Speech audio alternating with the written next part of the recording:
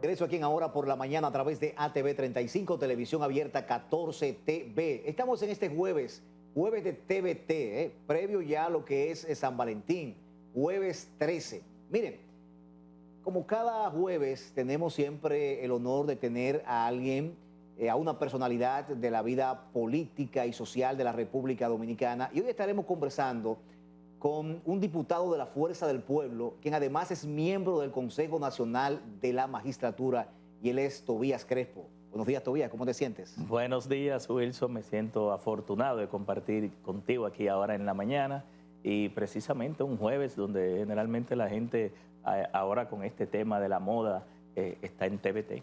Así es, así es. Tobías, esto es friendo y comiendo. Por ejemplo, ahora mismo piensan reunirse el nuevo ministro de Trabajo, Eddie Olivares, respecto a ver si es posible que se pueda dar un aumento salarial, que el presidente de la República lo anunció. Los sindicalistas hablan de un 30%.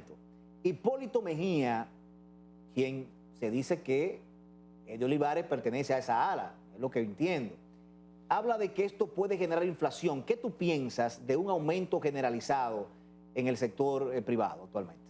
Bueno, lo que pasa es que el presidente hace un anuncio, pero este gobierno tiene acostumbrado a la gente a anuncios, a palazo, a Picasso, pero no a soluciones, ni respuestas, ni acciones.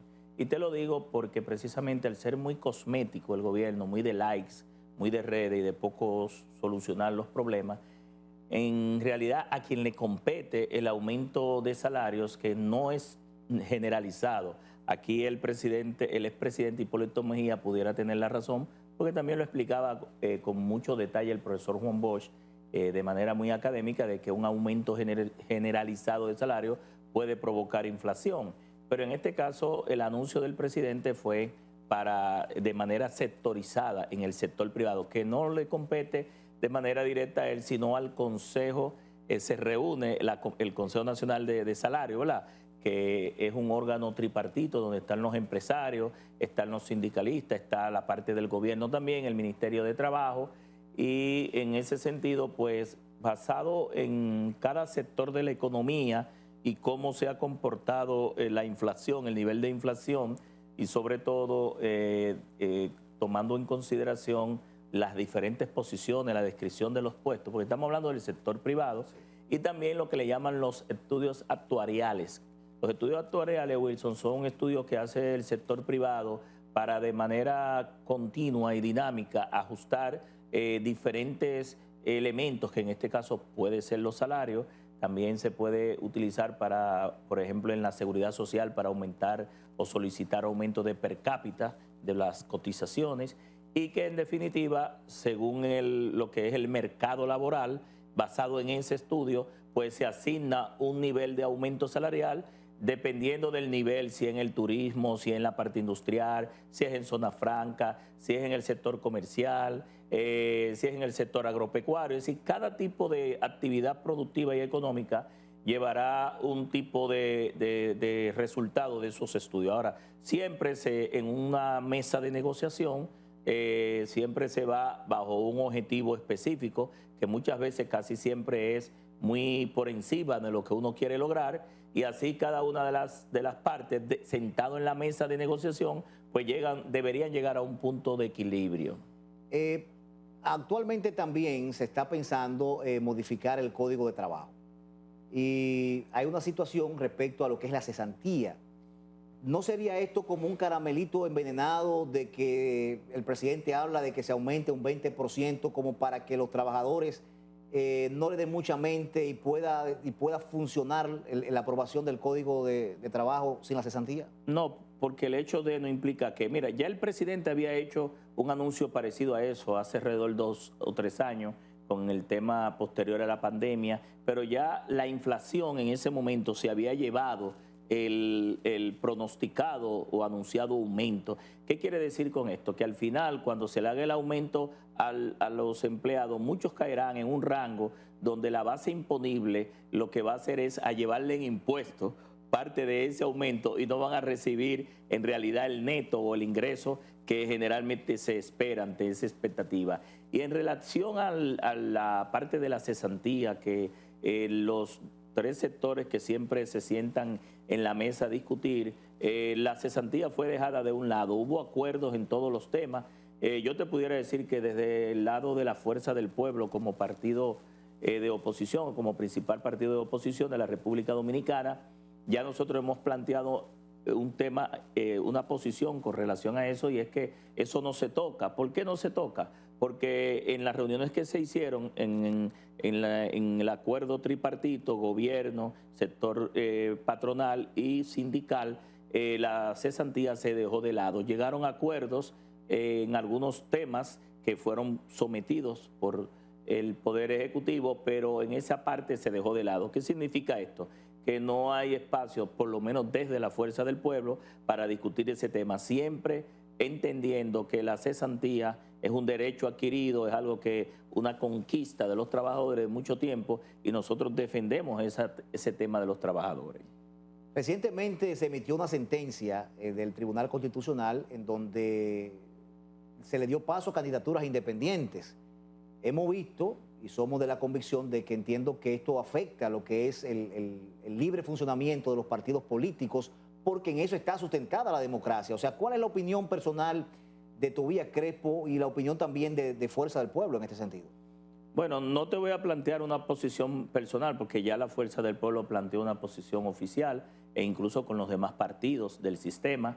Esta sentencia lleva a que los partidos políticos, y llevó a eso, se unificaran en una posición común, llevaron una propuesta, unificadas todos, hacia la Junta Central Electoral. La Junta Central Electoral se ha sentado con su personal y con las propuestas de los diferentes partidos, escuchando a lo que es la base de la democracia, que son los partidos políticos, para entonces someter, y están convocados en una ruta crítica los partidos políticos para que hagan sus opiniones, sus comentarios, para luego entonces convertir eso en un proyecto de ley que finalmente la Junta Central Electoral depositará en el Congreso Nacional para ser aprobado por los legisladores. Ante esta sentencia, nosotros siempre lo que hemos planteado que le toca al Congreso resolver ese tema, porque a las candidaturas independientes lo que debe Wilson es ponérsele requisitos, regulársele, igual que se le regula a toda persona que participa en una contienda electoral, pero a través de los partidos políticos. Ojo, he escuchado a algunos juristas que, aunque tenemos todo esto, es el caseo, todas estas discusiones, interpretaciones, indicar que las candidaturas independientes no existen desde el punto de vista de la Constitución, que cuando la Constitución habla de los partidos políticos, habla de partidos, movimientos y agrupaciones políticas, pero no habla de candidaturas independientes. Ahora, la Ley Orgánica del Régimen Electoral 2023 creó esta figura. Entonces, al crear el legislador esta figura y establecerla en dos artículos, que son el 156 y el 157, llevó a que ciudadanos independientes vieran la oportunidad de someter una instancia, fueron al Tribunal Constitucional. Esta sentencia es vinculante, hay que respetar el tema de la sentencia y las decisiones del Tribunal Constitucional, aunque algunos consideran que en este caso el tribunal se cedió en sus competencias porque fue y se convirtió en lo que le llaman el legislador positivo, porque generalmente, según está establecido en la ley orgánica del Tribunal Constitucional, el Tribunal Constitucional no puede sustituir al Congreso, indicando cómo debe ser el artículo y llevándolo ya al postulado de manera taxativa de la ley, sino que debe declararlo inconstitucional, y es que el Congreso, como hay separación de poderes, de los tres poderes, pues determine con relación al vacío que esa sentencia deja. Eso es lo que nosotros tenemos, es decir, que al inicio de la legislatura, a partir del 27 de febrero, es lo que he escuchado, sobre todo esta semana, que la Junta Central Electoral convocó a los partidos políticos para que hiciesen sus sugerencias y recomendaciones. Pues una vez recibidas, pues nosotros desde el Congreso resolver este tema de las candidaturas independientes. Y no hay, por ejemplo, una situación que se puede presentar con eso respecto a que mucha gente quiere aspirar en un país donde todo el mundo quiere estar en una posición.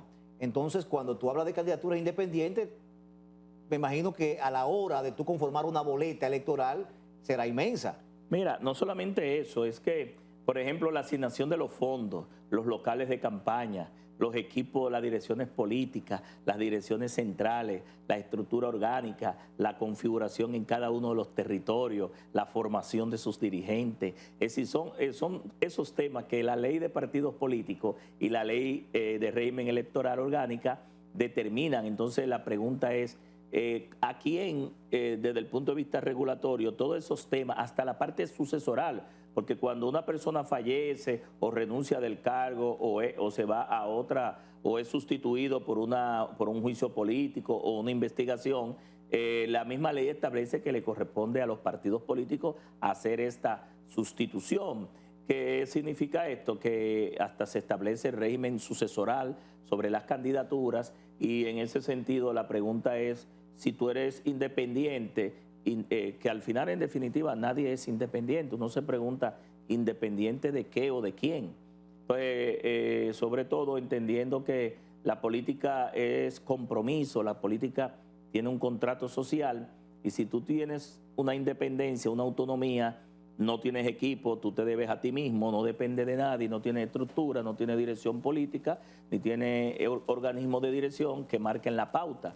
Vi en un programa precisamente amigo nuestro, el abogado Alberto Fiallo, que fue el que sometió la instancia ante el Tribunal Constitucional, estableciendo que ellos han habilitado como una plataforma electrónica para que todo aquel que aspire empiece a inscribirse ahí con su propuesta de levantamiento. Es decir, que estamos hablando que precisamente la misma configuración que las candidaturas independientes pudieran darse se va a parecer o asemejar mucho a los partidos políticos. Así es, así es.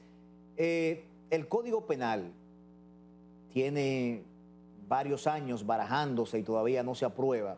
Escuché, creo que fue a Rogelio Genao hablar que ahora que ya no está el Partido Demócrata en el poder, se va a poder aprobar el Código Penal. ¿Qué hay de cierto en eso? ¿O existe otra cosa que ha impedido que el código se apruebe? Mire, mi amigo Rogelio Genao, que fuimos diputados, ahora es senador, es un personaje. Él tiene muchísima experiencia, nosotros hemos aprendido demasiado de él. Es muy experimentado, muy sagaz. Y le debo decir a él que el PRM, que es el partido que él ahora mismo apoya, porque siempre ha sido gobiernista, ha sido de todos los gobiernos, no es de este gobierno nada más, y será del próximo gobierno también. Porque al final está con quien está en el gobierno, no va a tener excusa, él ni el partido de gobierno, para decirle al país que después de tener 146 diputados, una configuración que ningún partido político lo había tenido en la historia, 29 senadores de 32, que es el 90%, de los diputados tienen el 77%, es decir, una mayoría más que calificada. No va a tener excusa para decirle al país que no habrá en el 2028 Código Penal, que no habrá Código Civil, Código de Procedimiento Civil, el Código de Agua, no habrá ley de fiscalización y control político, que no habrá ley para regular los procesos de participación democrática como son los referéndums, los mecanismos de participación como son los plebiscitos, 77 leyes que todavía, Wilson, faltan por aprobar de la Constitución del 2010. De hace 14 años para acá yo he trabajado en más de 150 leyes, no todas nuevas, algunas son nuevas, otras son reservas y otras son adecuación a la Constitución que ha habido que hacer y otras eliminación de artículos, pero al final en definitiva son modificaciones y esta Constitución del año pasado desprendió también adecuaciones que hay que tomar en cuenta. Es decir, yo te voy a remitir para responderle a Rogelio a una opinión que dio el obispo Víctor Masalle de Peravia, que dijo, nosotros la población, si queremos que el PRM apruebe el Código Penal, que lo manden con un préstamo, que lo aprueban de manera expresa. De una vez. Transparencia Internacional recientemente emitió algo diciendo que la República Dominicana ha mejorado en la percepción contra la lucha de la corrupción. Y he visto mucha gente celebrando, al igual que ver en la CID Gallup que el presidente de la República tiene un 59 de los 3 presidentes latinoamericanos mejor valorados. ¿Cuál es tu opinión sobre eso? El problema es, mi amigo Wilson, que ahora con el ascenso de Donald Trump al poder y el tema de la USAID, hay que ver qué tipo de transparencia, porque la transparencia que se ha estado reclamando aquí de que este gobierno ha mejorado, hay que contrastarlo con otro tipo de organizaciones. ¿Y por qué, Wilson? Porque la mayoría de esas personas que utilizaban estos mecanismos de transparencia ya son funcionarios del gobierno. Entonces no es posible que los que midan la transparencia, ¿verdad?, que pertenecen a instituciones que eran financiadas por la USAID, que realmente está sometido a un proceso de auditoría, sean los que te digan los indicadores de transparencia, pero a la vez sean los que estén todos en el gobierno nombrados como embajadores, en cargos de ministros, de directores, y que antes se ponían la chaqueta verde de la Marcha Verde y hoy se pusieron la chaqueta azul del gobierno. Es decir, esos datos de esa transparencia yo creo que a la población no le merecen mucho respeto. Escuché algunos periodistas, algunos comunicadores diciendo que detrás de esta situación de la USAID sobre los fondos y eso de participación ciudadana, o que se le ha entregado a algunos comunicadores o periodistas, están gente de la Fuerza del Pueblo y del PLD. No, no creo. Mira, lo que pasa es que con el tema de la USAID, que yo entiendo que el mismo gobierno, la Cámara de Cuentas, la Contraloría General de la República y hasta el Congreso va a tener que pedir al Departamento de Estado una auditoría de a dónde fueron esos recursos, porque el mismo Celso Marrancini dijo que se emitieron 10.8 millones de la USAID al sector energético y que él no sabe a dónde fueron esos recursos. Y la pregunta es, ¿quién manejó esos recursos? Si el que encabeza el sector eléctrico no sabe esos recursos de la USAID, ¿para dónde fueron? Entonces, en definitiva, acusar al Partido de la Fuerza del Pueblo, al PLD, yo creo que lo que más tienen que hacer es utilizar los mismos argumentos que ellos siempre han utilizado para atacar a todo el mundo, para acusarlo de corrupto, para acusarlo de que violan las leyes y someter a la justicia, porque en definitiva no es la Fuerza del Pueblo ni el PLD que han dicho que esos fondos se financiaban, esas instituciones. A quien ellos tienen que marcharle al presidente Donald Trump, al Departamento de Estado, a la Embajada Norteamericana y explicar qué han hecho con esos fondos. Yo creo que ellos están enfocando muy mal su defensa, porque quien ha acusado de uso de esos fondos para financiar actividades no es precisamente la Fuerza del Pueblo. Creo que es buscar excusa porque la fiebre no está en la sábana. ¿Cómo tú valoras la visita de Marco Rubio al país? ¿Se sabe a ciencia cierta, o sea, qué se trató realmente? ¿Fue lo que se vio públicamente o existe algo detrás de todo?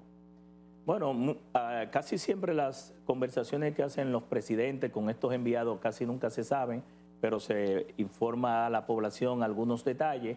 Pero la visita de Marco Rubio se enmarca de lo que él mismo ha indicado, de que la presidencia de Trump tiene una agenda para América Latina, visitó países específicos donde ellos tienen intereses puntuales que son parte de su política internacional, y entendemos que Estados Unidos siempre va a estar propugnando por sus intereses, y él, con el cargo que tiene, asignado precisamente por el presidente Trump y con una ascendencia latinoamericana, porque nació en Cuba, conociendo los problemas de la región, yo creo que va a haber mucha intensidad en América, sobre todo en América Latina y en toda América, con estos temas de la presidencia de Donald Trump y Marcos Rubio, con la función que tiene para responder a la política exterior de Estados Unidos. ¿Está claro ya dentro de la Fuerza del Pueblo que Leonel Fernández será el candidato del 28? Porque hay una corriente como que estaba pujando con Omar Fernández, que es muy valorado en la sociedad. Mira, aunque la Fuerza del Pueblo no está en este momento en candidatura, nosotros estamos embarcados en el segundo Congreso Nacional, primer Congreso Ordinario, doctor Franklin Almeida Reinciel, que termina precisamente este mes. El próximo mes empezamos el primer Congreso electivo o elector, Manolo Tavares Justo, para escoger a todas las autoridades de nuestro partido, desde el presidente, vicepresidente, secretario general, los titulares de las 58 secretarías y vicesecretarios y los presidentes provinciales, de circunscripción, municipales, de distritos municipales, de municipio y del exterior. Para nadie es un secreto que Leonel Fernández es, prueba lo contrario, el principal activo estratégico a nivel electoral y político que tiene la Fuerza del Pueblo, y sobre todo no solamente la Fuerza del Pueblo, sino un líder que su valoración está por encima de la Fuerza del Pueblo, valorado en el PRM, en el PRD, en el Partido Reformista, en el propio PLD, porque una gran parte de los que estamos en la Fuerza del Pueblo venimos y dejamos una gran historia y trayectoria dentro del PLD. Y Leonel Fernández es un líder. Casi todo. Sí, y un líder. No, a la Fuerza del Pueblo han venido una gran cantidad de dirigentes jóvenes, dirigentes que nunca han participado en partidos políticos, porque a partir del 2020, que se constituye la Fuerza del Pueblo a partir del PTD, la Fuerza del Pueblo empezó, el padrón abrió el registro de afiliados y una gran cantidad de jóvenes que no estaban en el PLD han entrado a la Fuerza del Pueblo, han hecho política y nosotros le orientamos siempre que se formen, que se capaciten, que se orienten. Pero en el caso nuestro yo te puedo decir que yo duré 34 años en el PLD. Eso es una vida. Estamos finalizando. ¿Tus expectativas como miembro del Consejo Nacional de la Magistratura sobre la escogencia del nuevo Procurador General de la República? Bueno, las expectativas es la que tiene todo el país, todo el pueblo dominicano, que nosotros como Consejo Nacional de la Magistratura, que tenemos esa alta distinción de ser consejero o miembro de ese consejo de elección de las jueces de alta corte, es que la selección que hagamos, aparte de cumplir con la Constitución de la República, con la ley orgánica del Consejo de la Magistratura y su reglamento, que precisamente el día 12 de este mes cumple ya la parte de la vista pública y estaríamos aprobando el reglamento, convocando para escoger al Procurador General de la República y los 7 adjuntos, es que aquellas personas, aparte de ese cumplimiento con la normativa constitucional y legal y con el régimen de incompatibilidad de los requisitos que se establecen, cuando sean escogidos, ejerzan su cargo realmente respetando la Constitución, respetando las leyes, respetando el debido proceso y respetando la seguridad jurídica y actuando siempre bajo el derecho, bajo la justicia, la igualdad y la equidad,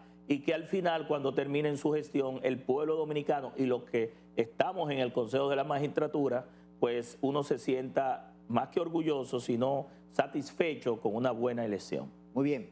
Bueno, muchas gracias, Tobías Crespo, por estar compartiendo con nosotros a esta hora de la mañana. Vamos a una breve pausa.